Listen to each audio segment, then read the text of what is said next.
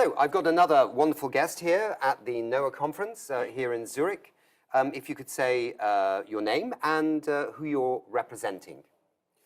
Thanks for having me. My name is Jacob Rowe. I am one of the founding partners of 2150. We're a new venture fund. We just raised 270 million to go and solve the big problems out there. So we focus on sustainability, climate, and we focus in particular on everything that is connected to urbanization as the main platform for humanity. Right, okay. So most people now in the world live in cities, don't they? And so that is where most of the action's happening.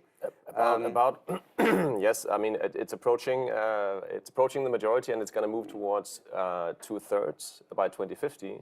Mm-hmm. That means a few more billion, around 100 million people per year. Mm-hmm. And that means we need to build infrastructure, mm-hmm. housing, roads, transport, waste management, energy, all the things we like and so that we expect to have in a city. A few more billion people, we need that. And we also need to make sustainable, obviously, what we have around us here that exists. And if you take just the built environment alone, it's mm-hmm. consuming 40% of the resources, including the carbon footprint. Mm. And it's massively underfunded if you look mm-hmm. at the venture funding and where the innovation investment is actually going. So we want to accelerate that. We believe that's one of the biggest business opportunities on the planet as well. But the urban environment is more than just buildings. It's also waste management, it's energy, it's health and safety, it's air quality, it's all the things that are connected to life in the city. And that gives us a focused but very flexible investment strategy where we look for the most impact, most scalability, and obviously for big market opportunities. We believe as a VC, we need to find the marriage between profits and purpose because that's where you ultimately have most impact. So are you here because you're looking to startup companies in terms of solutions? So you might want to invest in that startup because they may have a solution to the urban challenge in a sense.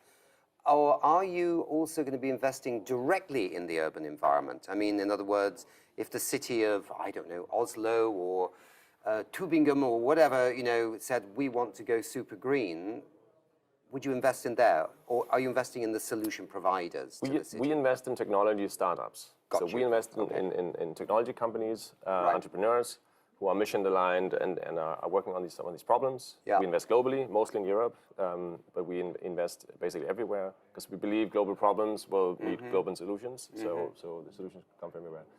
And I'm here I'm here for a couple of reasons. So I'm always open to meet and looking to meet new startups. I think there's an amazing gathering of entrepreneurs and mindful and like-minded investors and other people basically in our industry at NOAA. And I think NOAA has gone through a transition, which is quite incredible, which I'm very excited about. I'm Danish by background, but I've been living in Berlin for a long time. And as a Nordic entrepreneur now turned investor, I'm super excited to see the German ecosystem also sort of like accelerating the focus on this stuff. You might say that the Germans are a little bit slower than the Nordics on the sustainability front. So that's exciting. So I'm here to meet entrepreneurs who get inspired, and I'm here to also connect with my peers, of whom more and more are venturing into sustainability and impact topics, which is great. So the people, the ideas, the capital is all sort of like coalescing to solve problems, which is ultimately what we do. I just raise it. I think it's a fascinating area because, obviously a lot of cities have got commitments to emission reduction targets as part of the UN process. But we don't have time, deal with a waste management company actually in Sweden called Ragn-Sells. And we'll have a show tomorrow coming out where they have found that the incineration of household waste, firstly, in the old days, was to reduce the volume, of course, of household waste, but then energy recovery and blah, blah, blah, leaves you with an ash that is highly concentrated in potash. Now, potash, you think of it in gardening and things like that, but most potash comes from a mine either in Western Canada or from Belarus. And then there's all the energy extracting the potash and then shipping it around the world. But in the actual residue, the municipal waste ash, is this fantastic resource that's very clean, very concentrated, and very useful for the economy.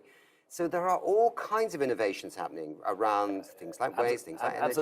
Absolutely. If you look at, so one of the biggest problems is building materials. Concrete and cement, 8% CO2.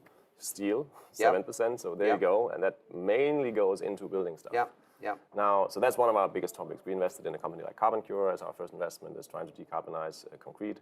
And the interesting thing is exactly that the waste streams from mining or other sort of like processes that we associate with problems, that they actually often create like waste streams that you can use to create something different that you need, so you can avoid like mining or exploring. The circular economy. So there's a lot of circularity that you need to explore, and that can actually have really big potential.